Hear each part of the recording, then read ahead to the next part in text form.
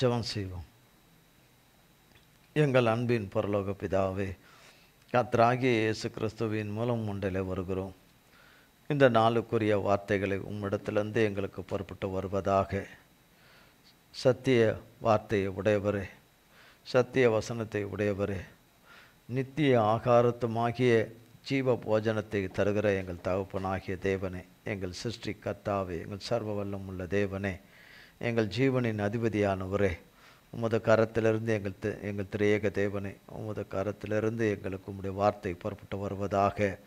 தந்தையாகிய தேவனே, நீ தந்த கிறிஸ்துவின் ஆவியானவர் மூலமாய் எங்களுக்கு இந்த வார்த்தைகளை எங்களுக்கு பிட்டு தரும்படியாய், அவர் மூலமாய் எங்களுக்கு நீர் ஆண்டவரை போதிக்கும்படியாய், உபதேசிக்கும்படியாய், வார்த்தைகள் அவர் மூலமாய் எங்களுக்கு கடந்து வரும்படியாய் ஆண்டவரே உம்முடைய பாதத்திலே சர்வ சாஷ்டாங்கமாய் விழுந்து உம்முடைய பாதத்திலே கேட்கிறோம்.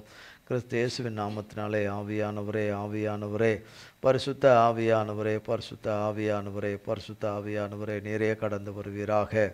ஆண்டவரே, எங்கள் மத்தியிலே நீர் பேச வேண்டும். ஆண்டவரே, எங்கள் ஒவ்வொருவரோடு கூட நீர் மட்டுமே பேச வேண்டும். ஆண்டவரே, நீ தருகிற ஜீவ வார்த்தையின் மூலமாக ஆண்டவரே பரிசுத்த வேதாகமத்திலிருந்து நீர் பேச வேண்டும். நீர் எங்களை வழிநடத்தி எங்கள் ஒவ்வொருவரையும் ஆசீர்வதிக்க வேண்டும்.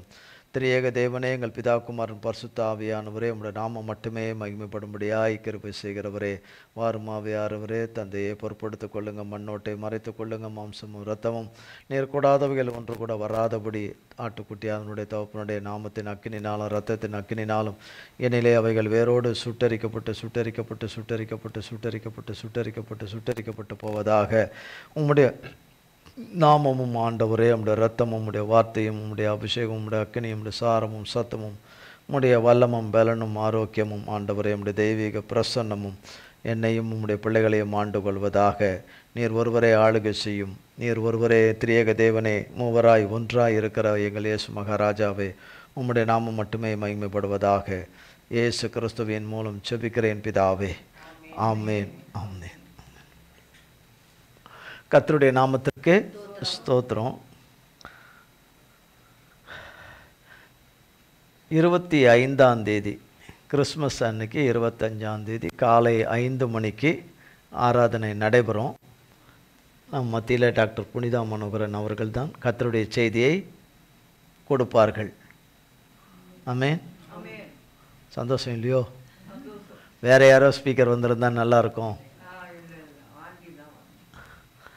அவைக்குரிய பெற்றோர் தான் கர்த்தருடைய வார்த்தையை அந்த நாளிலே, கிறிஸ்மஸ் நன்னாளிலே காலை 5 மணி, காலை 5 மணி சொல்லிட்டு 31ஆம் தேதி இரவு 11:30 மணிக்கு புது வருட ஆராதனை. 31ஆம் தேதி இரவு 11:30 மணிக்கு, இரவு 11:30 மணிக்கு என்று உங்களுக்கு அறிவிக்கிறோம். இதற்கு இடையில் 24ஆம் தேதி, அதுக்கு முந்தின நாள், ஏனென்றால் இது வர்றது ஞாயிற்றுக்கிழமை முடிஞ்ச அடுத்த இதிலே வருது. கிறிஸ்மஸ் ஞாயிற்றுக்கிழமை இரவே ஆரம்பிச்சிருது. கிறிஸ்மஸ் இது ஆரம்பித்து விடுகிறது. 24ஆம் தேதி ஈவினிங் ஆராதனை இல்லை. ஈவினிங் ஏனென்றால் அதுக்குரிய ஒழுங்குகள் அன்றைக்கு செய்ய வேண்டிய காரியங்களாக இருந்தனால நேரம் குறைவாக இருக்கிறதுனால 24ஆம் தேதி மாலை 25 காலையில் கிறிஸ்மஸ் 5 மணிக்கு. அதுக்கு முன்னாடி மற்ற காரியங்கள் ஒழுங்குபடுத்த வேண்டிய காரியங்கள் இருக்கிறதுனால அன்றைக்கு 24ஆம் தேதி மாலை ஆராதனை. அன்றைக்கு மட்டும் கிடையாது. 31ஆம் தேதி வருது. அதுவும் ஞாயிற்றுக்கிழமை தான் வருது. ஞாயிற்றுக்கிழமை அன்றைக்கு 31ஆம் தேதி மாலை ஆராதனை கிடையாது. ஏனென்றால் 11:30 மணிக்கு இங்கே, சாயங்காலம் இங்கே இது பண்ணால் மற்ற இதுகளெல்லாம் ஒழுங்கு பண்ணி திருப்பி எல்லாம் பழைய ஒழுங்கு நல்ல இதுகளுக்குள்ளே அதை கொண்டு வந்து அன்றைய நாளுக்குரிய அந்த பொலிவுக்கு கொண்டு வர்றது கொஞ்சம் கடினமான காரியம். எல்லா அதை அரேஞ்ச்மெண்ட் மற்ற காரியங்களுக்கு எல்லாத்துக்கும் இடைஞ்சலாக இருக்கும். அதனால் 24ஆம் தேதி மாலையும் 31ஆம் தேதி மாலை மட்டும் கிடையாது. அதை கருத்தில் கொள்ளுங்க. சந்தேகம் இருந்தால் கேட்டுக்கோங்க திருப்பி. ஆமென். 25ஆம் தேதி காலை 5 மணிக்கு கிறிஸ்மஸ் ஆராதனை. கர்த்தருடைய செய்தியை டாக்டர் புனிதா மனோகரன் அவர்கள் கொடுப்பார்கள். இந்த ஸ்லைடு போட்டிருப்பாங்க, நான் நம்புகிறேன். அதில் போட்டிருப்பாங்க. அதில் இருக்கிறது விவரம். 31 இரவு 11:30 மணிக்கு. இவைகள் எல்லாவற்றுக்காகவும் நீங்கள் உபவாசத்தோடு ஜெபிக்கவும். உபவாசத்தோடு ஜெபிக்கவும். கர்த்தருடைய நாமம் மட்டுமே மகிமைப்படும்படியாய் கர்த்தர் காரியங்களை எல்லாவற்றையும் நேர்த்தியாக செய்து முடித்து நமக்கு தருவாராக. ஆமென், ஆமென். இவைகள் எல்லாவற்றுக்காகவும் ரெட்டிப்பாய் ஜெபிக்கணும். நான் சும்மா சொல்லலை, ஜெபிக்கணும் உபவாசத்தோடு. கர்த்தருடைய செய்தியை கொண்டு வருகிறவர்களுக்கும் ரெட்டிப்பாக. அவங்க தான் நமக்கு ஜெபம் பண்ணுறாங்களாச்சே, நம்ம ஏன் அவங்களுக்கு ஜெபம் பண்ணணும் அப்படின்னு நினைக்கக்கூடாது. நம்மளுடைய கடமை, நம்ம கட்டாயம் அதுக்காக என்ன செய்யணும்? ஜெபம் பண்ணணும். வெறும் ட்ரெஸ்ஸுக்கு தானே ஜெபம் பண்ணிகிட்டு இருந்தேன். ட்ரெஸ்ஸுக்கும் ஸ்வீட்டுக்கும் அதுக்கும் அன்னைக்குரிய காரியங்களுக்கும் உணவுக்கும் ஆகாரத்துக்கும் அன்னைக்குரிய மட்டன் சிக்கனுக்கு தானே ஜெபம் பண்ணிகிட்டு இருந்தேன் அப்படிலாம் இல்லாதபடி. ஆமென். இது சொல்லும்போது எல்லாம் முறைக்கிற மாதிரி தெரியுதுல்ல. அந்த நாளில் அதுக்காக விசேஷமாய் இல்லை, கர்த்தருடைய செய்திக்காக விசேஷமாய் ஜெபித்து கொள்ளுங்கள். தேவைகள் காரியங்கள் எல்லாவற்றுக்கும் காண்கிற தேவனுக்கு தெரியும். அவருக்கு தெரியப்படுத்துகிற பிள்ளைகளுக்கு நிச்சயமாக தேவன் கையளிப்பார். ஆமென். நிச்சயமாக அவர்கள் எதிர்பார்க்கிறதை விட கையளிப்பார். கர்த்தருக்கு ஸ்தோத்திரம். கிறிஸ்மஸ் பரிசாக அரசாங்கமே நிவாரணம் கொடுக்குற ஒரு பரிசாக வந்துருச்சு நிறைய பேருக்கு. அதுலேயும் குறிப்பாக சென்னையை சேர்ந்தவர்களுக்கு வந்துருச்சு. நான் சொல்லல, மலையில் நீச்சல் அடித்தவர்களுக்கும் உண்டு, நீச்சல் அடிக்காதவர்களுக்கும் உண்டு, மலையில் பாதிக்கப்பட்டவர்களுக்கும் உண்டு, பாதிக்கப்படாதவர்களுக்கும் உண்டு. தேவன் கிருபையாய் அது ஒரு ஒத்தாசையை மக்களுக்கு அருளி செய்திருக்கிறார் இந்த சூழ்நிலையில்.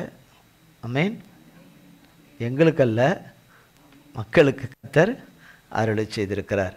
கர்த்தருக்கு ஸ்தோத்திரம். ஜெயம் கொள்ளுகிறவன் எல்லாவற்றையும் சுதந்தரித்து கொள்வான் என்கிற வார்த்தையில் கர்த்தர் நம்மோடு கூட பேசிக்கொண்டே வரார். ஜெயம் கொண்ட மாதிரியே தெரியல, ஜெயம் பெற்ற மாதிரியே தெரியல அப்படின்னு நம்ம நினைப்போம். ஒன்றும் நடக்காது போல இருக்கு அப்படிங்கிற நேரத்தில் இல்லை நடக்கும் அப்படிங்கிற சத்தம் நமக்குள்ளே கேட்குது. வேறு யாரும் சொல்ல முடியாது அந்த வார்த்தையை. யார் தான் சொல்ல முடியும்? கர்த்தருடைய ஆவியானவர் தான். சரியாய் சொன்னார்கள், கர்த்தருடைய ஆவியானவர் தான் சொல்ல முடியும். அப்போ அதை சொல்லும்போது நடக்காது என்றதை அவர் சொன்ன வார்த்தையினால் மேற்கொள்கிறோம். நான் சொல்கிறேன், பொய்யன் கொண்டு வருகிற வார்த்தையை பொய்யனாகிய பிசாசானவன் கொண்டு வருகிற போது நம் மனதில் எண்ணத்தில் நம் சூழ்நிலைகளை காரணம் காட்டி நம்மளுடைய இயலாமை நாம் பெற்றுக்கொள்ளாத காரியங்கள் இவைகள் எல்லாம் பார்க்கும் பொழுது பிசாசு உண்மையை பேசுவதைப் போல காணப்படுகிறது. ஆனால் அது உண்மை அல்ல. தேவ ஆவியானவர் பேசுவது தான் உண்மை.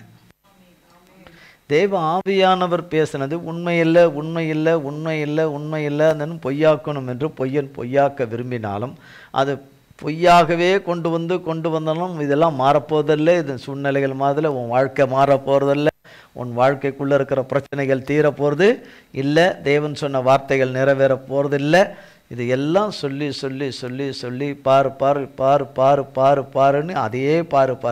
ஆனால் கர்த்தர் தாம் சொன்னதை நிறைவேற்றுகிற போகிறதை மனதிலே பார்த்து கொண்டிருக்கிறவர்களுக்கு, எண்ணத்திலே பார்த்து கொண்டிருக்கிறவர்களுக்கு, உள்ளத்திலே பார்த்து கொண்டிருக்கிறவர்களுக்கு கர்த்தர் வைத்திருக்கிற நாளிலே அவர்கள் பிரச்சத்தமாய் பார்ப்பார்கள். யார் பார்ப்பார்கள்? கடைசி வரைக்கும் கர்த்தரை நம்பினவர்கள் பார்ப்பார்கள். கொஞ்ச காலம் கர்த்தரை அண்டிக் கொண்டார்கள், கர்த்தரை சேவித்தார்கள், பிறகு பார்த்தார்கள், கர்த்தரை விட்டு விலகி போனார்கள். அவர்களுக்கு அல்ல. கர்த்தரை உண்மையாய் நம்பியிருக்கிற பிள்ளைகள் யார் இன்னார் என்று கர்த்தருக்கு நன்றாக தெரியும். அதில் இருக்கிற பாடுகள், உபத்திரவங்கள், வேதனைகள், கண்ணீர்கள், எல்லாம் கவலைகள், அதில் இருக்கிற பல விதமான பாடுகள், ஒன்றல்ல பாடுகள் நிறைய, அவமானங்கள், நிந்தைகள், தலைகுனிகள், இயலாமை, வறுமை, பஞ்சம் இவைகள் எல்லாம் சொல்லிட்டு இவைகளை எல்லாம் ஒளிந்து போவதற்கு ஒரு நாளை குறித்திருக்கிறார் கர்த்தர். ஆனால் அது நம்மளுடைய சக்திக்கும் நம்மளுடைய திராணிக்கும் மேலே இருக்கிறது போல அது காணப்படுது. மிக கடினமானதாக காணப்படுது, மகா இறுக்கமாக காணப்படுது, ரொம்ப உறுதி உள்ளது போல காணப்படுது. ஆனால் கர்த்தருடைய சரியான நேரத்தில், கர்த்தருடைய பிரசன்னத்தில் அவைகள் எல்லாம் ஒன்றுமில்லாமல் நொறுங்கி, அவைகள் எல்லாம் வேதம் சொல்லுகிறபடி, சங்கீதம் 97 சொல்லுகிறபடி, அவருடைய பிரசன்னத்தினாலே அவைகள் எல்லாம் மெழுகு போல உருகி போயிற்று, மெழுகு போல உருகி போயிற்று என்று நாம் விசுவாசிக்க வேண்டும். நாம் விசுவாசிக்க வேண்டும். நீ தண்ணீரை கடக்கும் போது நான் உன்னுடனே கூட இருப்பேன். நீ ஆறுகளை கடக்கும் பொழுது நான் உன்னோடு கூட இருப்பேன், உன்னோடு கூட இருப்பேன் அப்படின்னு. வீட்டுக்குள்ளே தண்ணி வந்தோன்னே எப்படி இருக்குது? வீட்டுக்குள்ளே தண்ணி வந்தோடனே எப்படி இருக்குது? ஏசாமி இன்னும் வரல, ஏசாமியுடைய வருகை வந்துட்டுன்னு பயந்துடாதீங்க. எடுத்துக்கொள்ளப்படுகிற காரியங்கள் தட்டாருன்னு ஒரு சத்தம் கேட்டோன்னா தட்டுன்னு திரும்பிடுறீங்க. தண்ணீரை கடக்க தண்ணி வீட்டுக்குள்ளே வந்தோடனே நம்மளால் என்ன பண்ண முடியல? தாங்க முடியல. நல்லா இருக்குன்னு ஜாலியாக இருக்குன்னு அதுக்குள்ளே நீச்சல் அடிச்சிட்ருக்குறோம். இல்லை, அந்த தண்ணீரில் கண்ணீர் விட்டுக்கிட்டுருக்குறோம். அந்த தண்ணீரில் கண்ணீர் விட்டுக்கிட்டுருக்குறோம். எல்லாம் போட்டு ஓடலை, நம்ம வீட்டில் தான் போட்டு ஓடுது. நம்ம வீட்டில் தான் போட்டு ஓட்டுற மாதிரி தண்ணி ஓடுது. சுற்றி பார்த்தும் பார்க்குறோம், அநேக வீடுகளில் அப்படி இல்லை.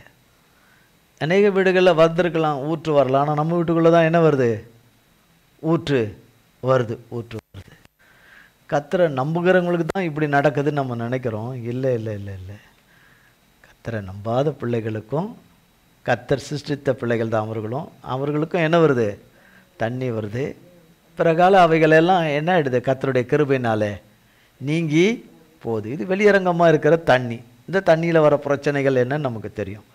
அப்போ வேதம் சொல்லுகிறது, ஏசாயா 43 அதிகாரத்தில், நீ தண்ணீரை கடக்கும்போது, அதில் சொல்லப்படும் போதே கடக்கும்போது, தண்ணிக்கு முன்பாக இல்லை, தண்ணீரை கடக்கும்போது, நீ ஆறுகளை கடக்கும்போது, அதை கிராஸ் பண்ணும்போது, ஆறுகளை நீ கடக்கும்போது நான் உன்னுடனே கூட இருக்கிறேன். அவைகள் உன் பேரில் என்ன செய்யாது? புரளாது. அது உன்னை அழிக்காது. இதைகளுக்கு மேலே அக்கினியின் ஊடாய் நீ நடக்கும் போதும் நீ வேகாதிருப்பாய். ஏன்னா அந்த அளவுக்கு அக்கினியில் இருக்கிறோம். யாரால வேகாமல் இருக்கிறோம்? கர்த்தரால வேகாமல் இருக்கிறோம். வேக வைக்கிறவங்களும் இருக்காங்க. வேக வைக்கணும், இன்னும் நல்லா வேக வைக்கணும். இல்லை, நல்ல வேக வைக்கணும்னு வார்த்தைகளை அனுப்பி கட்டவிழ்த்து, பல விதமான காரியங்களை கட்டவிழ்த்து, தேவ பிள்ளைகள் விசுவாசத்தை இழந்து போக வேண்டும். தேவன் மேலே இருக்கிற பார்வையை விட்டு விலக வேண்டும். தேவன் மேலே வைத்திருக்கிற நம்பிக்கையை முற்றிலுமாக இழந்து போக வேண்டும். அவர்கள் பதற்றமாக பேச வேண்டும். அவர்கள் வளரணும், அவநம்பிக்கையாய் வளரணும், பேசணும், நடக்கணும். அவர்களுக்கு எல்லா விதமான சுகவீனங்களும் வரணும், மரணத்தின் கிரியைகள் வரணும், முற்றிலுமாக அழிந்து போக வேண்டும் என்று வேக வைக்கிறவர்கள்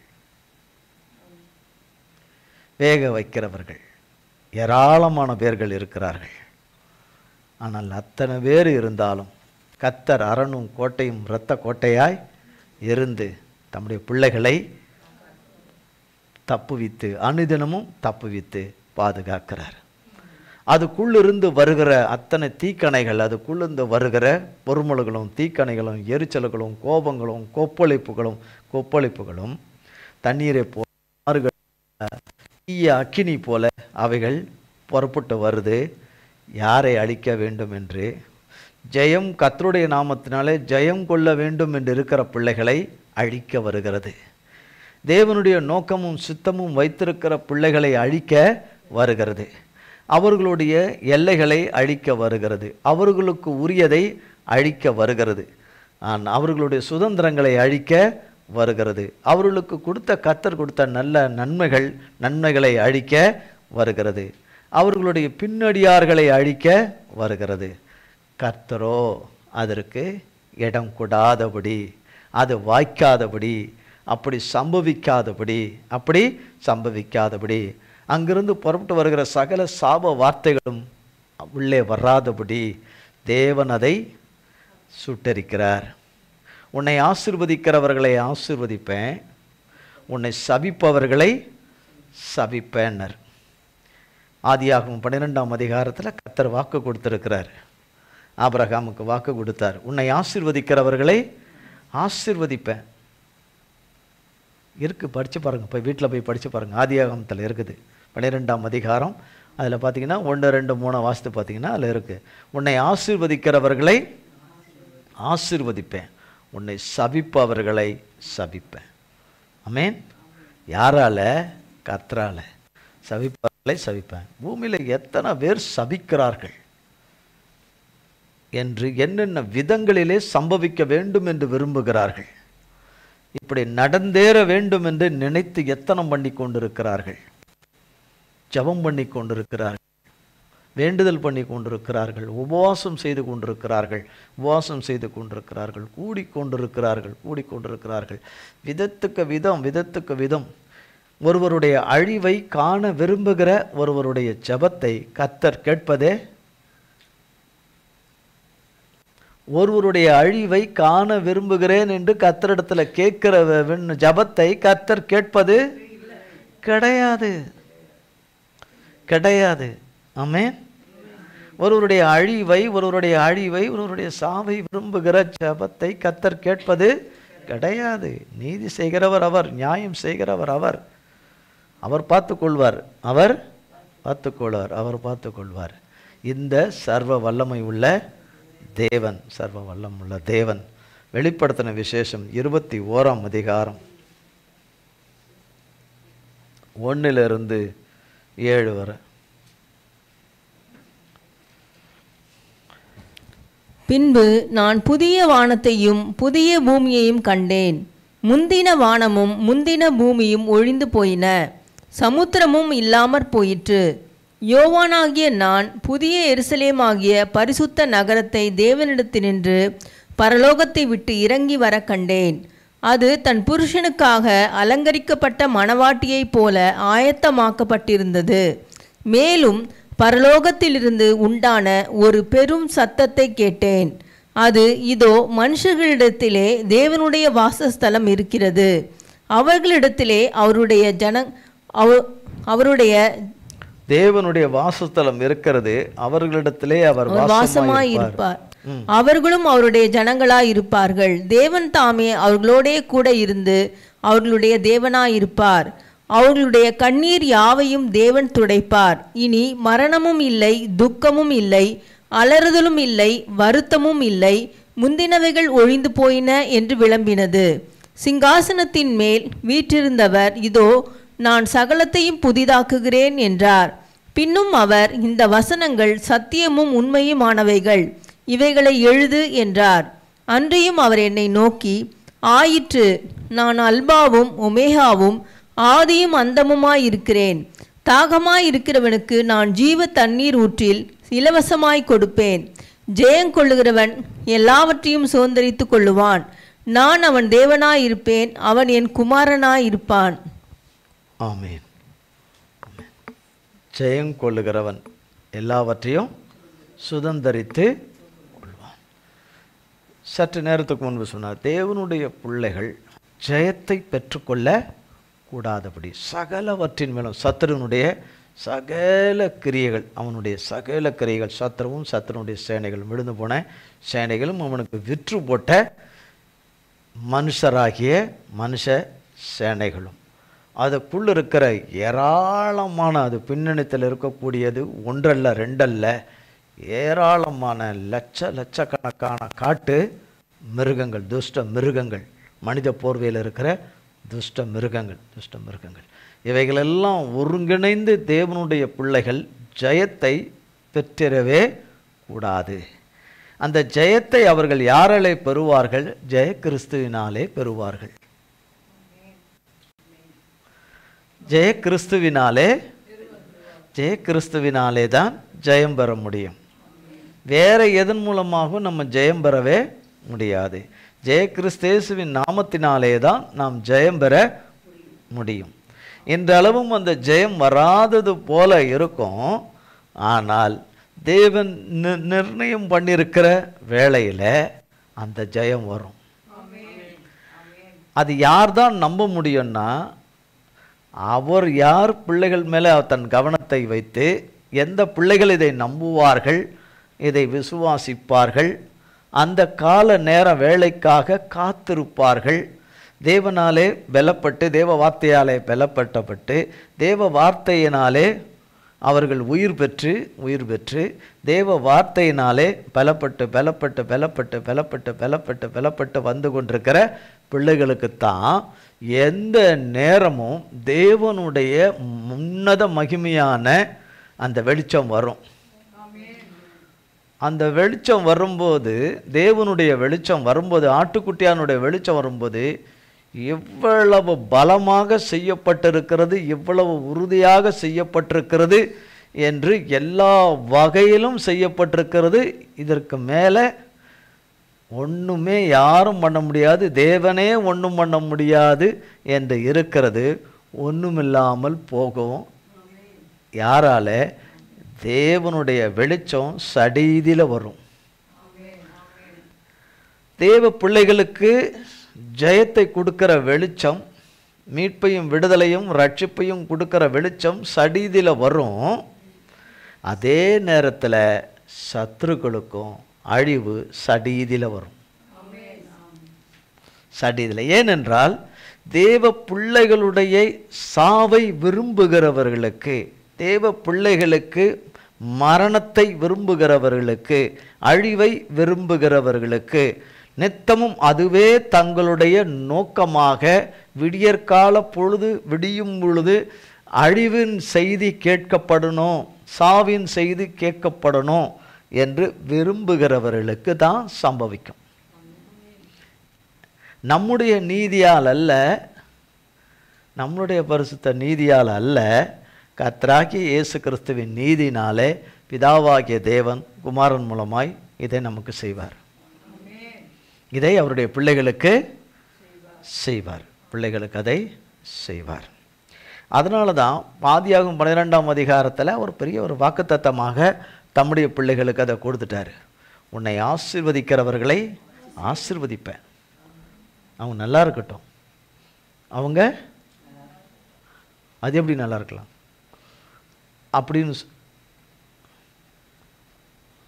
அப்படின்னு சொல்ல மாட்டாங்களா? அவங்க எப்படி நல்லா இருக்கலான்னு. ஆசீர்வாதமாக இருக்கட்டும், அவங்க நல்லா இருக்கட்டும், அவங்க நல்லா இருக்கட்டும். வேதம் சொல்லுகிறது, அவர்கள் சபித்தாலும் நீ அவர்களை என்ன செய்? ஆசீர்வதி. சிலருக்கு என்ன செய்கிறவன் சத்துருக்களுக்கும் நன்மை செய். அவங்கள்ட்ட போய் கொஞ்சம் குலாவிக்கிட்ட போய் இருன்னு சொல்லலை, அப்படி சொல்லலை. உன்னை ஆசீர்வதிக்கிறவர்களை ஆசீர்வதிப்பார், உன்னை சபிப்பவர்களை சபிப்பார் என்று. 109ஆம் சங்கீதம்.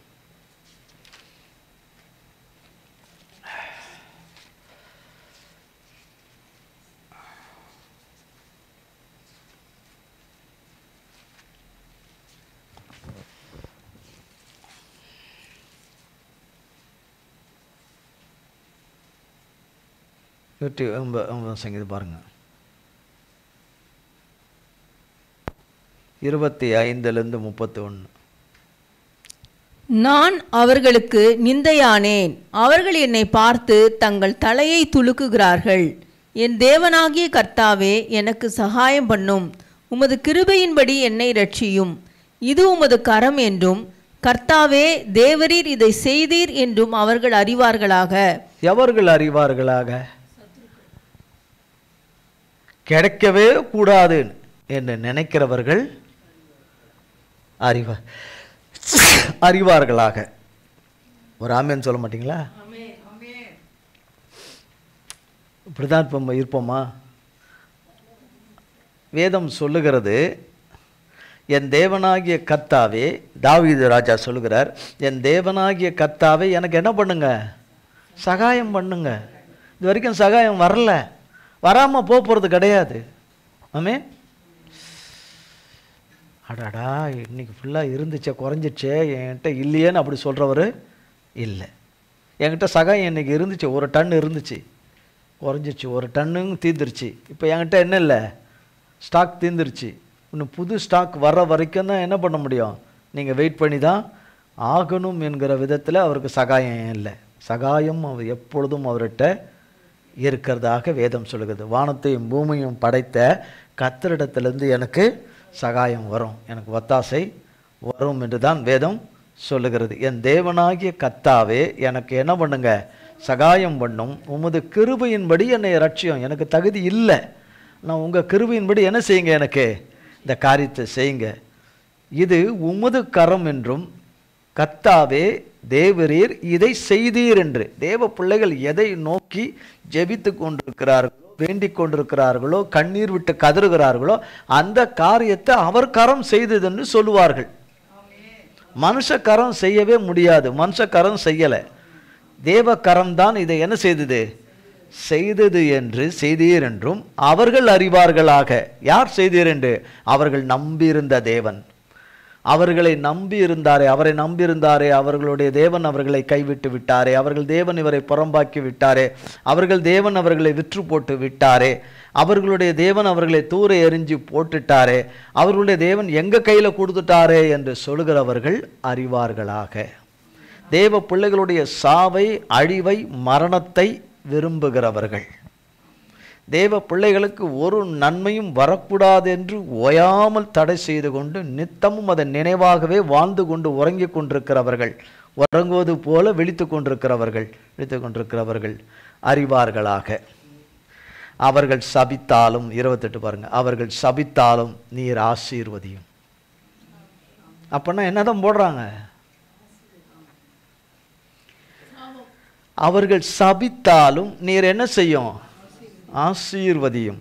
அவர்கள் எழும்பினாலும், அவர்கள் எழும்பினாலும் அதை செய்வோம் சொல்லுகிறார்களே, எழும்பினாலும் என்னப்பட்டு போவார்களாக, வெட்கப்பட்டு போவார்களாக. உமது அடியேனோ மகிழ கடவேன். என் விரோதிகள் லட்சையால் மூடப்பட்டு தங்கள் வெட்கத்தை சால்வையை போல் தரித்து கொள்ள கடவர்கள். கர்த்தரை நான் என் வாயினால் மிகவும் துதித்து அநேகர் நடுவிலே அவரை புகழுவேன். அவர் செய்யாட்டி புகழுவோமா, அவர் செய்யாட்டி துதிப்போமா, அவர் செய்யாட்டி துதிப்போமா, துதிக்க மாட்டோம். அவர் செய்யறதுக்கு முன்னாடியே துதிக்கணுமா, அவர் செய்த பிறகு துதிக்கணுமா? செய்யறதுக்கு முன்னாடியே துதிச்சுக்கிட்டு இருக்கணும், செய்த பிறகு துதிக்கணும். செய்யறதுக்கு முன்னாடியும் அவர்கிட்ட மன்னிப்பு கேட்டுட்டு இருக்கணும், அவர் செய்த பிறகும் மன்னிப்பு கேட்கணும். ஆமென்.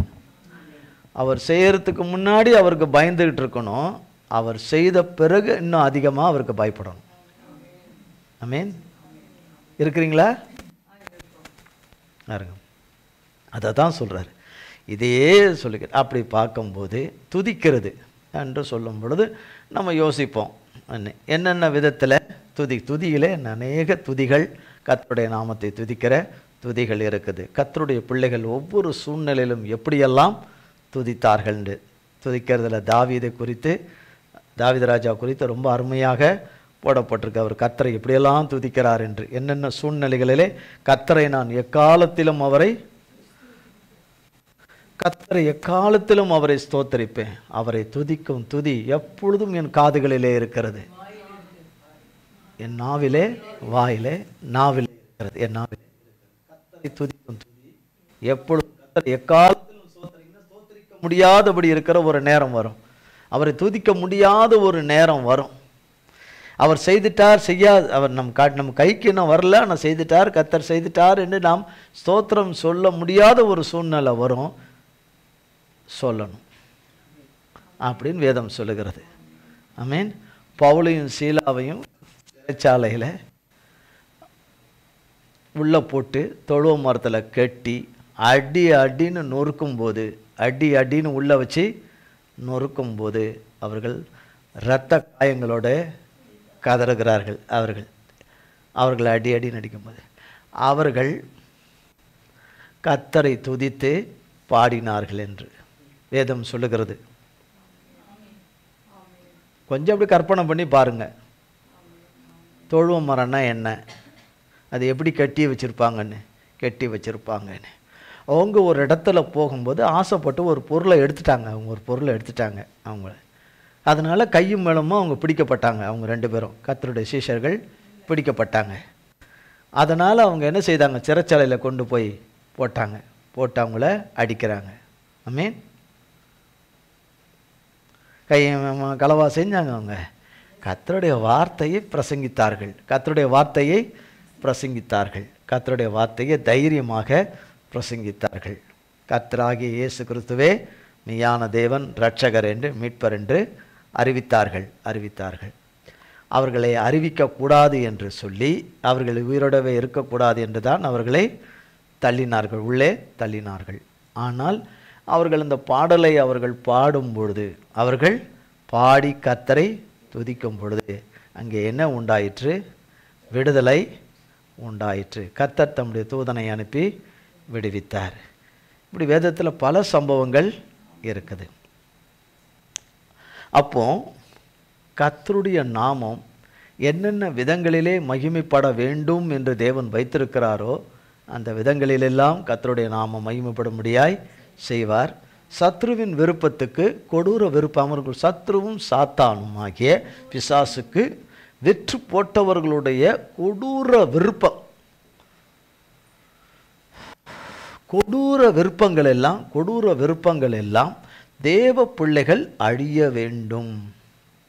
தேவ பிள்ளைகள் அழிந்து விட்டால் தேவ நோக்கம் நிறைவேறாது. ஸ்திரீயின் வித்தாக வந்த ஏசப்பாவை அடிச்சிட்டா பூமியில் ரட்சிப்பு தாத்தாம் தலை நசுக்கப்படவே படாது.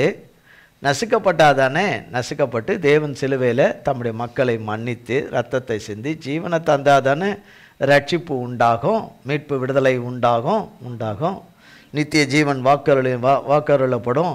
அதெல்லாம் இல்லாமல் பண்ணத்துக்கு ஸ்திரீயின் வித்தை அழிச்சிட்டா என்று சொல்லி நடந்தது நடக்கலை. பிதாவாகிய தேவன் நடத்த விடலை. பிதா குமாரன் பரிசுத்த ஆவியானவருடைய திருவுள சித்தத்தில் பிறந்திருக்கிறவர்களுக்கும் இதே போல தான் சாத்தான் தேவனுடைய நோக்கங்கள் நிறைவேறவே இந்த பூமியிலே பரமண்டலத்தில் நிறைவேறது போல பூமியிலே நிறைவேறக்கூடாதுன்னு என்னென்ன வகைக்கு வகை வர வேண்டுமோ வந்தாலும் முடிவு கர்த்தருக்கு தான் ஜெயம். கர்த்தருடைய பிள்ளைகளுக்கு தான் ஜெயம் உண்டாகும். கர்த்தருடைய பிள்ளைகளுக்கு தான் என்ன உண்டாகும்? ஜெயம் உண்டாகும். கர்த்தருடைய நாமத்துக்கு மகிமையாய் ஜெயம் கட்டாயம் என்ன செய்யும்? உண்டாகும். கர்த்தரை நாங்கள் நம்புகிறோம், கர்த்தரை விசுவாசிக்கிறோம், நிச்சயமாக செய்வார் என்று அறிக்கை செய்தாலும் கூட, சிலர் அறிக்கை செய்தாலும் கூட அது உள்ளத்தின் ஆழத்திலிருந்து சொல்லுகிறார்களா உதட்டிலிருந்து சொல்லுகிறார்களா என்பதும் அவருக்கு நன்றாய் தெரியும். உள்ளத்தின் ஆழத்திலிருந்து சொல்லுகிற பிள்ளைகளுக்கு நிச்சயமாக செய்திருவார், நிச்சயமாக கர்த்தர் செய்வார் என்றுதான் வேதம் சொல்லுகிறது. ஆதியாகமத்தின் புஸ்தகம்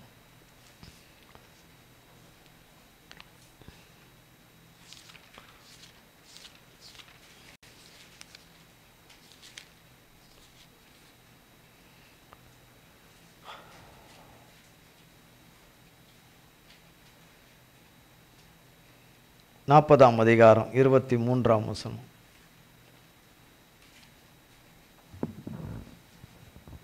ஆனாலும் பானபாத்திரக்காரரின் தலைவன் யோசேப்பை நினையாமல் அவனை மறந்து விட்டான். 41 அதிகாரம் 1 வசனம். 2 வருஷம் சென்ற பின்பு பார்வோன் ஒரு சொப்பனம் கண்டான். அது என்னவென்றால், அவன் நதி அண்டையிலே நின்று கொண்டிருந்தான். 2 வருடம் கடந்து சென்று விட்டது. யாக்கோப்புடைய 11வது மகன் எங்க இருக்காரு? ஜெயிலில் நியாயம் இல்லாமல் இருக்கிறார், உள்ள இருக்கிறார், அநீதியாய் உள்ள இருக்கிறார். அவரோடு கூட யார் இருக்கா? கர்த்தர் இருக்கிறார். அவர் தன் தகப்பன் வீட்டை விட்டு பிரிந்து இருக்கீங்களா? தகப்பன் வீட்டை விட்டு பிரிந்து வராரு. இனி திரும்பி அந்த வீட்டு பக்கம் அநேக வருஷங்கள், வீட்டு பக்கம்லாம் அநேக வருஷங்கள் அந்த பக்கமே வரமாட்டோம், அப்பாவை பார்க்க மாட்டோம் என்பது அவருக்கு தெரியவே தெரியாது. அந்த 17 வயது இளைஞனுக்கு, வாலிபனுக்கு தெரியவே தெரியாது. ஆனால் அவர் கடந்து அப்படி வரும் பொழுது சம்பவங்கள் எல்லாமே விபரீதமாக சம்பவிக்குது எல்லாமே. அவர் எதிர்பார்க்காத காரியங்கள் எல்லாம் அவர் வாழ்வில் அதிர்ச்சியாய் சம்பவிக்குது. சகோதரர்கள் எழும்பி வருகிறார்கள், சொப்பனக்காரா வரான், கொன்று போட்டுடலாம். ஏன்னா புதிதாய் லைவில் இணைந்திருக்கிறவர்களுக்கு இடையில என்ன சொல்லப்பட்டது என்னன்னு தெரியாது. இந்த செய்தியில் சொல்லப்பட்டு வர்றது, தேவ செய்தி சொல்லப்பட்டு வர்றது தெரியாது. அதனால தான் திரும்பவுமாக அது கொஞ்சம் கொஞ்சமாக அங்கங்கே கர்த்தருடைய கிருபையின் ஆவியினாலே சொல்லப்படுகிறது. நமக்கும் அது நினைப்பூட்டப்படுகிறது.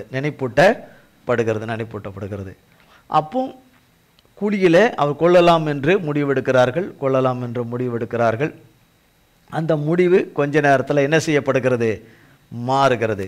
கொன்று விட்டால், அவர்களே சொல்லுகிறார்கள், அவர்களுக்குள்ள இருந்த சாத்தான் சொல்கிறான், ஏவி விட்டு சொப்பனக்காரனை கொன்னுட்டா என்ன நிறைவேறாது? தேவன் இந்த இளைஞனுக்கு காண்பித்த அந்த 2 வகையான சொப்பனம் என்ன ஆகாது? நிறைவேறாது. இந்த சொப்பனத்தை கொடுத்தவருக்கு தெரியுமா தெரியாதா? இந்த சொப்பனத்தை இவர் வெளியில் சொல்லக்கூடாதுன்னு நினச்சாரு. ஆனால் சொல்லுவாரா சொல்ல மாட்டாரான்னு அவருக்கு நன்றாய் தெரியுமா தெரியாதா? சர்வ வல்லமுள்ள தேவனுக்கு தெரியும். சொன்னால் என்ன நடக்கும்னு தெரியுமா தெரியாதா? நல்லா தெரியும். இது எப்படி போகும், இதனுடைய போக்கு எப்படி போகும், இதனுடைய வாகு எப்படி போகும், இது எவ்வளோ தூரத்துக்கு போகும், எவ்வளோ வருஷங்களை கடந்து போகும்னு அவருக்கு தெரியுமா தெரியாதா? தெரியும் இல்லையா? தெரியும். ஆனால் அந்த 17 வயது இளைஞனுக்கு தெரியவே தெரியாது. கர்த்தருக்கும் பரலோக தகப்பனுக்கும் மாம்சத்தின்படி பெற்ற தகப்பனுக்கும் அவர் தேவனுக்கு பயந்த ஒரு மகன். ஆமென். அதனால தான் தன் சகோதரர்களுடைய துன்மார்க்கத்தை அவர் சொல்லிக்கொண்டே தன் தகப்பனுக்கு சொல்லி கொண்டு வந்தார் என்று வேதம் சொல்லுகிறது. அப்போ இந்த சொப்பனக்காரன் இதெல்லாம் தனக்கு நடக்கும், இதெல்லாம் நிறைவேறும்னு ரொம்ப பீத்துறானே, இவனை கட்டாயம் என்ன செய்யணும்? போட்டுறணும்னு ஒரு தருணத்தை எதிர்பார்த்து அவர்களுக்கு அப்படியே லட்டு மாதிரி கையில் வந்த மாதிரி அவர்களுக்கு அந்த சூழ்நிலை வந்துருச்சு. இப்போ தனியாக நம்மக்கிட்ட என்ன செய்துட்டான்? ஒதுங்கமான இடத்துல, தூரமான இடத்துல, தகப்பனை பிரிஞ்சு இருக்கிற ஒரு இடத்துல, பாதுகாப்பு இல்லாத ஒரு இடத்துல, யாருடைய ஒத்தாசையும் இல்லாத ஒரு இடத்துல, ஒருவரும் அவனுக்கு உதவி செய்ய முடியாத ஒரு இடத்துல சரியாக என்ன செய்து கொண்டான்? அகப்பட்டு கொன்றான் என்று அவர்கள் நினைத்து அந்த திட்டத்தை துரிதமாக நிறைவேற்ற வேண்டும் என்று நினைக்கிற பொழுது கர்த்தர் அந்த பொல்லாப்பின் நினைவை மாற்றுகிறார்.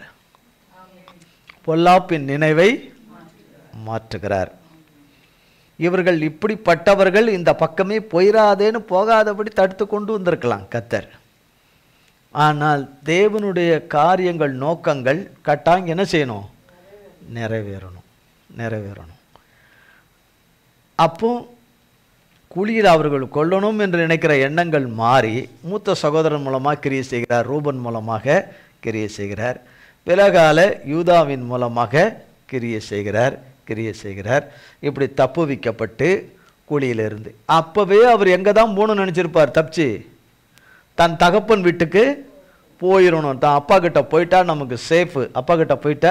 நமக்கு சேஃப்னு நினச்சிருப்பார். சொப்பனம் எப்படி நிறைவேறணுமோ அது தேவனுடைய கருத்தில் அது நிறைவேற நாட்களில் நிறைவேறும். பட் ஆனால் அங்கே போயிடணும், கண்டிப்பாக என்ன செய்திடணும்? போயிடணும் என்று அப்படி தான் யாராக இருந்தாலும் யோசிப்பார்கள். அவரும் அதுதான் யோசித்திருப்பார். ஆனால் இன்னும் விபரீதத்துக்கு மேலே விபரீதம் உண்டாகிறது. மீதியான் தேசத்தாரோட கையில் அவர் விற்கப்படுகிறார். எகிப்துக்கு விற்கப்படுகிறார், அடிமையாக கொல்லப்படுகிறார். அங்கே பார்வோனுடைய வீட்டுக்கு போகிறார். அங்கே கர்த்தர் அவரை ஆசீர்வதிக்கிறார். பார்வோன் அவனை மகனாகவே பாவிக்கிறார். இதையெல்லாம் பார்த்துக்கிட்டு வந்தோம். அங்கே பார்வோனுடைய மனைவி அவனுக்கு யோசேப்புக்கு விரோதமாக, யாக்கோபுடைய 11வது மகனுக்கு விரோதமாக எழும்பும்போது அவனுக்கு விரோதமாக எழும்புகிறார்கள். நித்தமும் சொல்லிட்டு தேவனுக்கு விரோதமான இந்த பாவத்தை செய்வது எப்படி என்று சொல்லி தன்னை விலக்கி காத்து கொண்டார் என்று. தேவனுக்கு அது மிகுந்த மகிழ்ச்சி. அங்கிருந்து அவர் தப்பித்து ஓடுகிறார். துணியையும் விட்டுட்டு, கையில் இருந்த துணியையும் விட்டுட்டு தப்பித்து ஓடுகிறார். அவள் குற்றஞ்சாட்டுகிறாள், இந்த அடிமையானவன் என்னிடத்தில் இப்படி நடந்து கொள்ள வந்தான் என்று சொல்லி பொய் குற்றச்சாட்டு சொல்லுகிறாள்.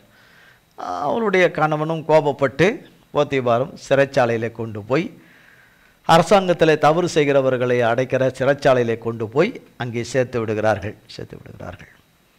அங்கே தேவன் யாரோடு இருக்கிறார்? யாக்கோபுடைய 11வது மகனோடு கூட இருக்கிறார் என்று வேதம் சொல்லுகிறது, இருந்தார் என்று. சிறைச்சாலை தலைவனுடைய கண்களிலே தயவு. இவ்வளவு நாட்களும் எவ்வளவு காலங்கள் கடந்து வருது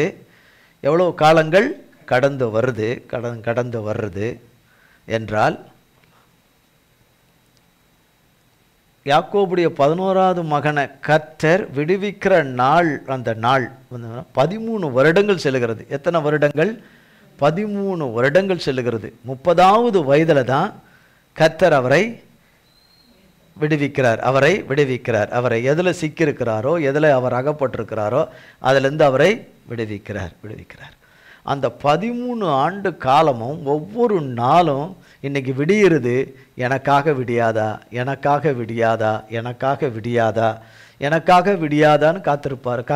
காத்திருக்க மாட்டாரா? நம்மளை விட அதிகமாக காத்திருப்பார். அவர் தவறு செய்யாதவர், தேவனுக்கு விரோதமான பாவத்தை செய்யாதவர், தேவனுக்கு துரோகம் செய்யாதவர், தேவன் வைத்த நம்பிக்கையை குலைத்து போடாதவர், தேவன் விரும்புகிறபடியெல்லாம் நடந்தவர், விரும்புகிறபடியெல்லாம் செய்தவர். அவர் அங்கே கதறுகிறார். ஒரு பானபத்திரக்காரன் கிட்ட சொல்லி அனுப்புகிறாரு, நீ போய் ராஜாவின் இடத்துல போய் சொல்லு, நான் அநியாயமாக இங்கே வந்துட்டேன், என் தகப்பன் வீட்டுக்கு நான் போகணும் அப்படின்னு சொல்லிட்டு கட்டாயம் சொல்லுவான்.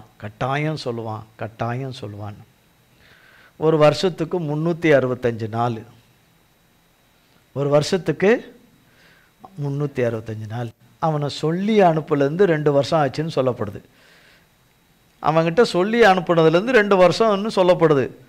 அப்போ கிட்டத்தட்ட 730 நாட்கள், 2 வருடம் சேர்த்துட்டா. அப்போ அந்த 730 நாட்களும் இந்த 6 சேர்த்துட்டா கூட ஒரு நாள் வந்துடும்னு வச்சுங்க. இத்தனை நாளும் அந்த நாள் பொழுது எனக்கு நன்மையாக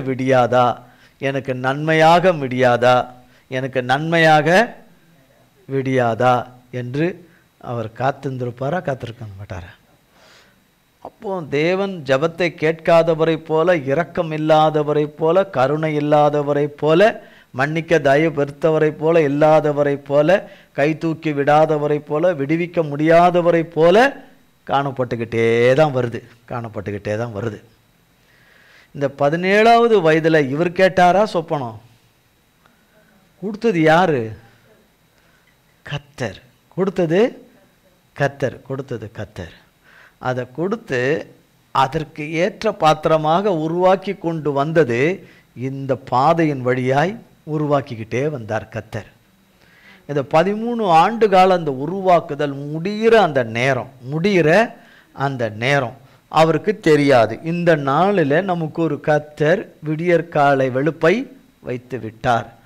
மத்தியான பட்ட பகலின் வெளிச்சத்தை வைத்திருக்கிறார் என்று தெரியாது. ஆனால் வச்சிருக்கிறார்.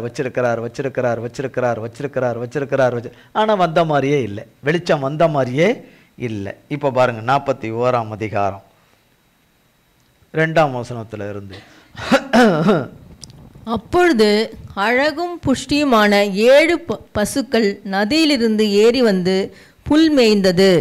அவைகளின் பின் அவலட்சணமும் கேவலமுமான வேறே 7 பசுக்கள் நதியிலிருந்து ஏறி வந்து நதி ஓரத்தில் மற்ற பசுக்கள் அண்டையிலே நின்றது. அவலட்சணமும் கேவலமுமான பசுக்கள் அழகும் புஷ்டியுமான 7 பசுக்களையும் பட்சித்து போட்டது. இப்படி பார்வோன் கண்டு விழித்து கொண்டான். மறுபடியும் அவன் நித்திரை செய்து 2ஆம் விசை ஒரு சொப்பனம் கண்டான். நல்ல செழுமையான 7 கதிர்கள் ஒரே தாளிலிருந்து ஓங்கி வளர்ந்தது. பின்பு சாவியானதும் கீழ்காற்றினால் தீந்ததுமான 7 கதிர்கள் முளைத்தது. சாவியான கதிர்கள் செழுமையும் நிறையும் மேனியுமான அந்த 7 கதிர்களையும் விழுங்கி போட்டது. அப்பொழுது பார்வோன் விழித்து கொண்டு அது சொப்பனம் என்று அறிந்தான். காலமே பார்வோனுடைய மனம் கலக்கங்கொண்டிருந்தது. அப்பொழுது அவன் எகிப்தில் உள்ள சகல மந்திரவாதிகளையும் சகல சாஸ்திரிகளையும் அழைப்பித்து அவர்களுக்கு தன் சொப்பனத்தை சொன்னான். ஒருவராலும் அதன் அர்த்தத்தை பார்வோனுக்கு சொல்லக்கூடாமற் போயிற்று. அப்பொழுது பானபாத்திரக்காரரின் தலைவன் பார்வோனை நோக்கி, நான் செய்த குற்றம் இன்றுதான் என் நினைவில் வந்தது. பார்வோன் தம்முடைய ஊழியக்காரர் மேல் கடும் கோபம் கொண்டு என்னையும் சுயம்பாகிகளின் தலைவனையும் தலையாரிகளின் அதிபதி வீடாகிய சிறைச்சாலையிலே வைத்திருந்த காலத்தில் நானும் அவனும் ஒரே ராத்திரியிலே வெவ்வேறு பொருட்கொண்ட சொப்பனம் கண்டோம். அப்பொழுது தலையாரிகளின் அதிபதிக்கு வேலைக்காரனாகிய எபிரேய பிள்ளையாண்டான் ஒருவன் அங்கே எங்களோடே இருந்தான். அவனிடத்தில் அவைகளை சொன்னோம். அவன் நாங்கள் கண்ட சொப்பனங்களுக்குரிய வெவ்வேறு அர்த்தத்தின்படியே எங்கள் சொப்பனத்தின் பயனை சொன்னான். அவன் எங்களுக்கு சொல்லிய அர்த்தத்தின்படியே நடந்தது. என்னை திரும்ப என் இணையிலே நிறுத்தி அவனை தூக்கி போடுவித்தார் என்றான். அப்பொழுது பார்வோன் யோசேப்பை அழைப்பித்தான். அவனை தீவிரமாய் காவல் கிடங்கிலிருந்து கொண்டு வந்தார்கள். அவன் சவரம் பண்ணி கொண்டு வேறே வஸ்திரம் தரித்து பார்வோனிடத்தில் வந்தான். பார்வோன் யோசேப்பை நோக்கி, ஒரு சொப்பனம் கண்டேன், அதன் அர்த்தத்தை சொல்ல ஒருவரும் இல்லை. நீ ஒரு சொப்பனத்தை கேட்டால் அதன் அர்த்தத்தை சொல்லுவாய் என்று உன்னை குறித்து கேள்விப்பட்டேன் என்றான். உன்னை குறித்து நான் கேள்விப்பட்டேன் என்றார். 41ஆம் அதிகாரத்தில் கர்த்தர் யாருக்கு கொடுக்கிறார்? பார்வோனுக்கு சொப்பனம் கொடுக்கிறார். சொப்பனத்தை கொடுக்கிறார். அந்த நாளையும் வேளையையும் யார் வச்சிருந்தார் குறித்து? கர்த்தர் குறித்து வச்சிருந்தார். யாக்கோப்புடைய 11வது மகனுக்கு அது தெரியாது. கர்த்தர் அங்கு ஏற்படுத்தி வைத்திருக்கிற காரியம், கர்த்தர் அங்கு ஏற்படுத்தி வைத்திருக்கிற காரியம். எனக்காக ராஜாவினிடத்தில் யார் பேசுவா? எனக்காக ராஜாவினிடத்தில் யார் பேசுவா? எனக்காக ராஜாவினிடத்தில் யார் பேசுவா? எனக்காக ராஜாவினிடத்தில் யார் பேசுவான்னு எத்தனையோ வருடங்களாய் அழுது கொண்டிருந்த அவருக்கு சர்வத்தையும் சிருஷ்டி கர்த்தராகிய இயேசு மகாராஜா ஒரு நாளை வைத்திருந்தார். அந்த நாள் தேவ பிள்ளையை விடுவித்து உன்னதமான மகிமையின் ஸ்தானத்திலே வைக்கிற ஒரு நாளாக, வெறும் விடுவிக்கிற நாள் இல்லை, வெறும் அவர் சந்திக்கிற அந்த பிரச்சனையிலிருந்து விடுவிக்கிற நாள் அல்ல, அவரை சூழ்ந்திருக்கிற கருமேகங்கள் அவரை விட்டு அகன்று போக வேண்டும் என்கிற நாள் அல்ல. அவர் இதுபாரும் அவர் நினைக்காத, அவர் நினைச்சு பார்க்காத, அவர் எண்ணாத ஒரு பெரிய மகிமையில், கர்த்தருடைய மகிமையின் ஆசீர்வாதத்தில் அந்த விடுதலையை கர்த்தர் வச்சிருந்தார். கர்த்தர் இயேசு மகாராஜா வச்சிருந்தார், தகப்பன் வச்சிருந்தார். அப்போ பார்வோனுக்கு அது கொடுக்கப்பட்ட போது இது சொப்பனம்தான் என்று முழு உறுதிக்கு வருகிற ஒரு சொப்பனமாக கொடுக்கிறார். அந்த சொப்பனம் அவனுக்கு மிகுந்த கலக்கத்தை கொடுக்கக்கூடிய ஒரு சொப்பனமாக கொடுக்கிறார்.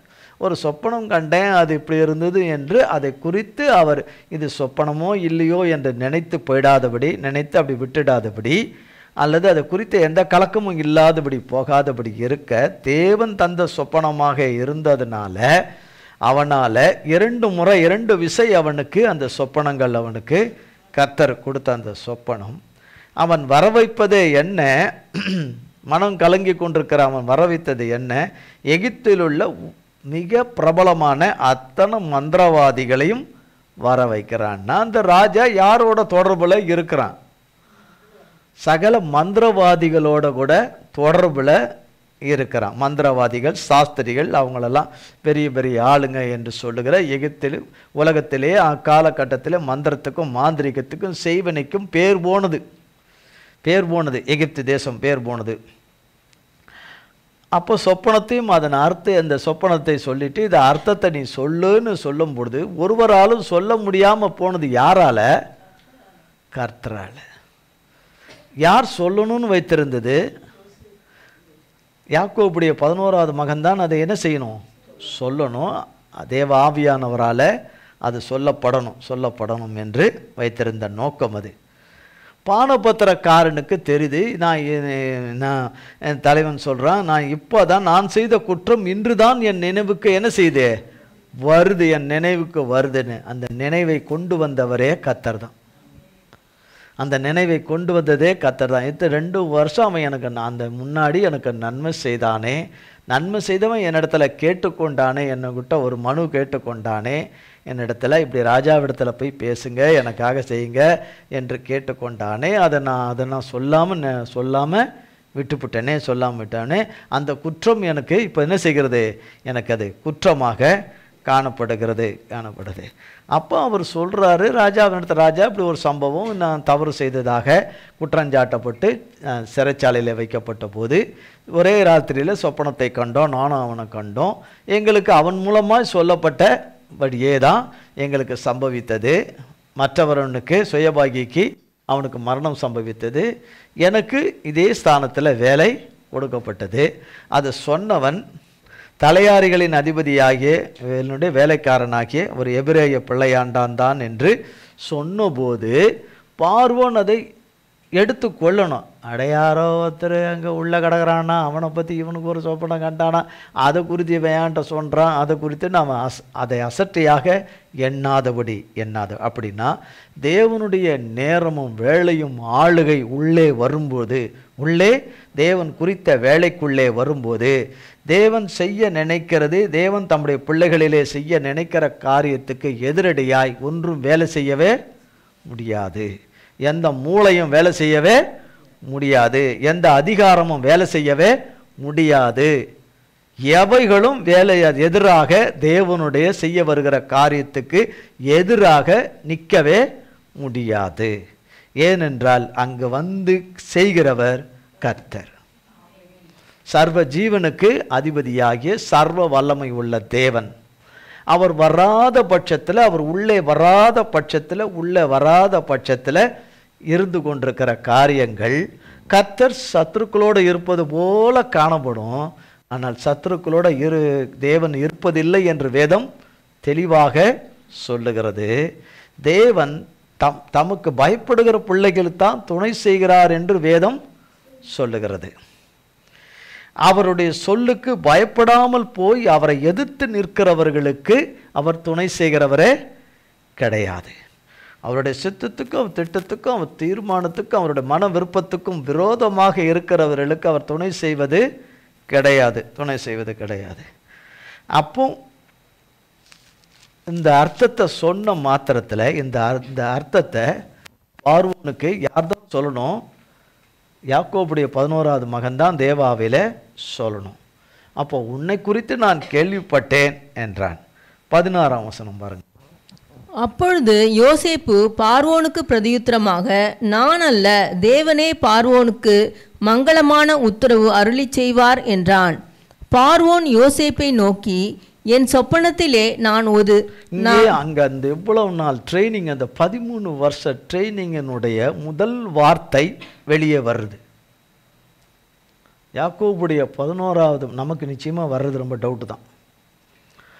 11வது மகனுக்கு வருகிறது முதல் வார்த்தை கர்த்தரை மகிமைப்படுத்துகிற வார்த்தை. ஏனென்றால் பார்வோன் சொல்லுகிறார் 15ஆம் வசனத்தில், யோசேப்பை நோக்கி ஒரு சொப்பனம் கண்டேன், அதன் அர்த்தத்தை சொல்ல ஒருவரும் இல்லை, நீ ஒரு சொப்பனத்தை கேட்டால் அதை அர்த்தத்தை சொல்லுவாய் என்று உன்னை குறித்து நான் கேள்விப்பட்டேன் என்றான். ஒருவேளை இப்போ எங்கேயாவது யாருக்காவது சொன்னால் அடுத்த நிமிஷமே காலர் மேலே தூக்கிறோம். காலர் மேலே புரியுதா? காலர் இந்த இது மேலே தூக்கிக்கும், மேலே தூக்கி. ஏன்னா உன்னை குறித்து கேள்வி, அந்த அர்த்தத்தை சொல்ல ஒருவரும் இல்லை என்று சொல்லும் போதே இது தூக்கிறோம். அடுத்தது உன்னிடத்துல சொன்னால் அதை நீ சொல்லுவாய் என்று சொன்னவனும் இன்னும் நல்லா தூக்கிக்கும், அந்த காலர் தூக்கிக்கும். உன்னை குறித்து கேள்விப்பட்டேன் என்று சொன்னவனும் இன்னும் முடியும் தூக்கிக்கும். ஆனால் இவர் அப்படி இல்லை. ஆமென். இவர் அப்படி இல்லை. இந்த 13 வருஷ ட்ரைனிங் அவரை அப்படி மாற்றிருக்கு. கர்த்தருக்கு ஏற்ற மிக சிறந்த பாத்திரமாக அவர் எதுக்காக வைத்தாரோ அதன்படியே அமைஞ்சிருச்சது. அது உன்னுடைய முடிவு காலம் பரியந்தமும் அந்த பாத்திரம் கெட்டு போகாதபடி இருக்கிற வகையில் அது குயவனாகிய கர்த்தராலே அது நன்றாய் வணையப்பட்டுடுச்சு, உள்ளும் புறமும் வணையப்பட்டுடுச்சு. அதற்கு அடையாளமாக அப்பொழுது யோசேப்பு பார்வோனுக்கு பிரயோத்தரமாக நான் அல்ல தேவனே, நான் அல்ல. யாரு? தேவனே. இதை சொல்லக்கூடியவர் யாரு? தேவனே. இதுக்கு முன்னாடி கூட இதுக்கு முந்தின அதிகாரத்தை கூட அவர் சொல்லுவார், அந்த ஒரு வார்த்தையை சொல்லுவார். 40ஆம் அதிகாரத்தில் பாருங்க, ஆதியாகமம் 40ஆம் அதிகாரம் 8ஆம் வசனம். அதற்கு அவர்கள் சொப்பனம் கண்டோம், அதற்கு அர்த்தம் சொல்லுகிறவன் ஒருவனும் இல்லை என்றார்கள். இங்கே என்ன சொல்றாங்க? அதற்கு அர்த்தம் சொல்லுகிறவன் ஒருவனும் இல்லை என்றார்கள். அதற்கு யோசேப்பு சொப்பனத்துக்கு அர்த்தம் சொல்லுதல் தேவனுக்குரியதல்லவா, அவைகளை என்னிடத்தில் சொல்லுங்கள் என்றான். அங்க ரெடி ஆயிட்டாரு. அங்க தேவனுக்கு ஏற்ற பாத்திரமாக ரெடி ஆயிட்டார். ஆனால் தேவன் குறித்த நேரமும் வேளையும் வரணும். அந்த நேரமும் வேளையும் 41ஆம் அதிகாரத்தில் வருகிறது.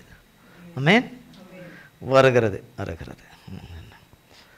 இவர் அவசரப்பட்டிருந்தாரானால் அப்பாவுடைய ஆடு மாடு மேய்க்கிறதுக்கு போயிட்டுருப்பார். ஆமென். காத்திருந்ததுனால, அவருடைய நேரம் வரைக்கும் காத்திருந்ததுனால, கர்த்தரிலே காத்திருந்ததுனால எகிப்தில் இருக்கிற ஜனங்களை எல்லாம் மேய்க்கிற தலைவனானார். ஆமென். போஷிக்கிற, கர்த்தராலே போஷிக்கிற தலைவனானார், பிரதமரானார். எல்லா தேசத்தார்களும் அவரிடத்தில் வந்து உதவி கேட்டு நன்மையை பெற்றுக்கொள்கிற ஒரு பெரிய ஸ்தானத்தை அடையும்படி செய்துட்டார். நினைச்சு பார்க்க முடியாத ஒரு உன்னத உயர்வு. ஆனால் அது அவருக்கு அது உயர்வாக எண்ணாதபடி கர்த்தரை அந்த இடத்துல அவர் வச்சு இவர் கீழே இருந்தார். வேதம் சொல்லுகிறது, கர்த்தர் மேலே இருந்தார், இவர் எங்கே இருந்தார்? கீழே இருந்தார். அப்படின்னா அவர் பாதத்தில் இருந்தார் என்று. அப்போ அவசரப்பட்டு முடிவெடுக்கிற காரியம், அவசரப்பட்டு விலகிற காரியம், அவசரப்பட்டு கிடைக்கிற வரைக்கும் கிடைக்கட்டும், அப்புறம் போதும், நம்ம தப்பிச்சா போதும், நம்ம இதாக போனால் போதும் என்று நினைக்கும் போது அதனுடைய நன்மை இவ்வளவுதான். என்ன செய்திருப்பார்? அப்பாவுடைய ஆடை பழையபடி மேய்க்க போயிருப்பார். முன்ன விட ஆடு கொஞ்சம் அதிகமாக இருந்திருக்கலாம், அவ்வளோதான். ஆடு மாடு அதிகமாக இருந்திருக்கலாம். என்னென்ன இருக்குதோ அது மேய்க்கிற அவர்களுடைய வெல்த் என்ன இருக்கோ இருக்கலாம். அந்த குடும்பத்துக்கு இவரை தலைவனாக வச்சுருந்துருப்பார், அவ்வளோதான். அப்பா அந்த குடும்பத்துக்கு தலைவனாக வச்சுருப்பார். ஆனால் எகிப்து தேசம் முழுமைக்கும் இவரை என்னவா வச்சார்? கர்த்தர் அதிபதியாய், பார்வோனுக்கு அடுத்ததாக அதிபதியாய் வைத்தார். சகல தேசத்தாரும் அவனை நாடி தேடி வரும்படி வைத்தார். இது கிடைச்சிருக்குமா? காத்திராமல் போயிருந்தால் கிடைச்சிருக்குமா? காத்திருந்ததுனால தான் கிடைச்சது மட்டுமல்ல, கர்த்தர் தாம் வைத்த தம்முடைய மனதின் நோக்கத்தை நிறைவேற்றினார். ஆபிரகாமுக்கு சொன்ன வாக்குத்தத்தம், ஆபிரகாமுக்கு சொன்ன உன் சந்ததியார்கள் 430 வருஷம் எகிப்து தேசத்தில் என்னவா இருப்பார்கள்? அடிமைகளாக இருப்பார்கள் என்று. பிள்ளை அவருக்கு வாக்குத்தத்தம் பண்ணின பிள்ளை ஈசாக் பிறக்கிறதுக்கு முன்னாடியே, தாயின் கருவில் உருவாகும் முன்னாடியே அதை சொன்னார். அப்போனா அது எல்லாமே அவர் பார்த்து வச்சிருக்கிறார். அதுபோல் நம்மளது எல்லாமே அவர் பார்த்து வச்சிருக்கிறார். இருக்கீங்களா? முடிய போகுது. இருக்கீங்களா? அவர் எல்லாமே பார்த்து வச்சிருக்கிறார், நேர்த்தியாய் செய்து வச்சிருக்கிறார். நம்மில் கோணலாக்கினதும் நம்மாலே கோணலாக்கினதும் கோணலாக்க விட்டதும் நம் கோணலாக்கினதை அவர் நேராக்குகிற தேவனாய் இருக்கிறார். அவர் நேராக்கி அதை தம்முடைய வழியிலே செம்மையாக்கி அவர் நேர்த்தியாய் செய்து வச்சிருக்கிறதை அவர் அருள் செய்யாமல் இருப்பது இல்லை. இங்கே ரொம்ப அருமையான வார்த்தைகளை 41ஆம் அதிகாரத்தில் சொல்லப்படுது. வேறு யாரும் சொல்கிறதுக்கு ஒருவரும் இல்லை, நீ தான் அதை சொல்லுவ, உன்னை குறித்து கேள்விப்பட்டேன். 3 வார்த்தைகளை அங்கே முன்ன வைக்கப்படுகிறது. அந்த 3 வார்த்தையும் பொருட்டாக எண்ணாதபடி, தன் வாழ்க்கையின் முதலாக ஒரு விடுதலை வரப்போகிறது, நினைச்சு பார்க்க முடியாதபடி ராஜாவினிடத்தில் யார் சொல்லுவார்கள் என்ற இடத்துல இப்போ ராஜா கிட்டேயே இங்கே கொண்டு போயாச்சு. இவரை கொண்டு போய் வச்சாது. வேற யாரும் சொல்ல வேண்டியதில்லை, இவரையே கொண்டு போகும்படி கர்த்தர் கொண்டு போய் வச்சிட்டார். அப்படி வைத்த சூழ்நிலையில் இந்த 3 காரியங்கள் முள்ள நிற்குது. அதை எண்ணாதபடி பெருமையாக நிற்குது. அதை வரம்பே தள்ளிவிட்டு, நான் அல்ல, தேவனே பார்வோனுக்கு மங்களமான உத்தரவு அருளி செய்வார் என்றான். ஆமென், ஆமென். கர்த்தருக்கு கோடி கோடி ஸ்தோத்திரம், கோடான கோடி ஸ்தோத்திரம். 17ஆம் வசனத்திலிருந்து பாருங்க. பார்வோன் யோசேப்பை நோக்கி, என் சொப்பனத்திலே நான் நதி ஓரத்தில் நின்று கொண்டிருந்தேன். அழகும் புஷ்டியுமான 7 பசுக்கள் நதியிலிருந்து ஏறி புல் மேய்ந்தது. அவைகளின் பின் இளைத்ததும் மகா அவலட்சணமும் கேவலமுமான வேறே 7 பசுக்கள் ஏறி வந்தது. இவைகளைப் போல அவலட்சணமான பசுக்களை எகிப்து தேசமெங்கும் நான் கண்டதில்லை. கேவலமும் அவலட்சணமான பசுக்கள் கொடுமையான முந்தின 7 பசுக்களையும் பட்சித்து போட்டது. அவைகள் இவைகளின் வயிற்றுக்குள் போயும் வயிற்றுக்குள் போயிற்றென்று தோன்றாமல் முன் இருந்தது போலவே அவலட்சணமாயிருந்தது. இப்படி கண்டு விழித்து கொண்டேன். பின்னும் நான் என் சொப்பனத்திலே நிறைமேனியுள்ள 7 நல்ல கதிர்கள் ஒரே தாளிலிருந்து ஓங்கி வளர கண்டேன். பின்பு சாவியானவைகளும் கீழ்காற்றினால் தீந்து பதறானவைகளுமான 7 கதிர்கள் முளைத்தது. சாவியான கதிர்கள் அந்த 7 நல்ல கதிர்களையும் விழுங்கி போட்டது. இதை மந்திரவாதிகளிடத்தில் சொன்னேன். இதன் பொருளை எனக்கு விடுவிக்கிறவன் ஒருவனும் இல்லை என்றான். அப்பொழுது யோசேப்பு பார்வோனை நோக்கி, பார்வோனின் சொப்பனம் ஒன்றுதான், தேவன் தாம் செய்ய போகிறது இன்னதென்று பார்வோனுக்கு அறிவித்திருக்கிறார். 24ஆம் வசனத்தில் மறுபடியும் 4வது முறையாக சொல்றார், இதன் பொருளை எனக்கு விடுவிக்கிறவன் ஒருவனும் இல்லை என்றார். திரும்ப 4வது ட்ரிப்பு வருது. 4வது ட்ரிப்பு வந்த போதும் கூட அதை பெருமையாக எண்ணாமல் அதை தள்ளிட்டு, தேவன் தாம் 25ஆம் வசனம், தேவன் தாம் செய்ய போகிறதை இன்னதென்று பார்வோனுக்கு என்ன செய்திருக்கிறார்?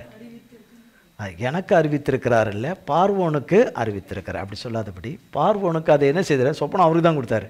அதை என்ன செய்திருக்கிறார்? தேவன் தாம் செய்ய போகிறதை பார்வோனுக்கு அறிவித்திருக்கிறார். அது என்ன அறிவித்திருக்கிறார், அது என்ன என்றது தான் பார்வோனுக்கு தெரியாது. அது தேவ ஆவியானவர் தான் சொல்ல முடியும். அது தேவ ஆவியானவர் யார் மூலமாக சொல்லணும்? யாக்கோபுடைய 11வது மகன் மூலமாய் சொல்லி தான் அந்த காரியத்தை நடத்தணும் என்பதனால அதுக்கு அடுத்து வரக்கூடிய பகுதிகளில் அதனுடைய அர்த்தத்தை அவர் சொல்ல வருகிறார். இதை கர்த்தர் கிருபையிலே அடுத்த வாரம் அதை காலை ஆராதனையில் பார்ப்போம். கர்த்தருக்கு ஸ்தோத்திரம். கர்த்தராகிய தேவன் இந்த வார்த்தை, ஜெயம் கொள்ளுகிறவன் எல்லாவற்றையும் சுதந்திரித்து கொள்வான். இந்த 13 ஆண்டு காலம் கர்த்தருடைய நாமத்தினாலே இவர் ஜெயம் கொண்டதினாலே, கர்த்தருடைய நாமத்தினாலே ஜெயம் கொண்டதினாலே, கர்த்தர் சொன்னதை காத்து கொண்டதினாலே, காத்து கொள்ளாமல் போகிறவர்களுக்கு தேவனிடத்தில் வரும் பொழுது மன்னிக்கிறாரு. ஆனால் தண்டனையோட மன்னிக்கிறாரு. ஆனால் தண்டனையோடு மன்னித்து இரக்கம் செய்து தான் சொன்னதை நிறைவேற்றுறாரு. ஆமென். அந்த காலம் இந்த கிருபையின் காலம். அப்போ அது இல்லை. ஏசப்பாவோட ரத்தம் சிந்தப்பட்ட காலம் இல்லை. அப்போவே அவர் உண்மையும் உத்தமமாய் கர்த்தருக்கு பிரியமாய் இருந்திருக்கிறார். கர்த்தருக்கு ஸ்தோத்திரம். இந்த 13 ஆண்டு காலம் கர்த்தருடைய நாமத்தினாலே அவர் காத்திருந்து பெற்ற ஜெயத்திற்கு கர்த்தர் வைத்த நோக்கத்தின்படியே அவரை கொண்டு வைத்தார். அவரை விடுவித்து அவரை எந்த நிலையிலே வைக்கணுமோ அந்த நிலையிலே வைத்தார்.